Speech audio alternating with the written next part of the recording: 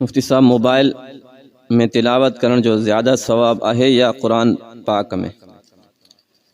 तिलावत चाहे इंसान कुरान मजीद में करे, चाहे मोबाइल में करे, चाहे ज़ुबानी करे, यानी बग़ैर मोबाइल बग़ैर कुरान जे ज़ुबानी भी तिलावत करे तो तॾहिं भी सवाब मिलंदो। फ़र्क़ु इहो आहे त मोबाइल खां वधीक कुरान पाक में तिलावत करण जो ज़्यादा सवाब। छो? इन करे त कुरान मजीद के जॾहिं इंसान तिलावत कंदो आहे त उन में अदब जो ज़्यादा उनसर आहे, एहतराम जो ज़्यादा उनसर आहे।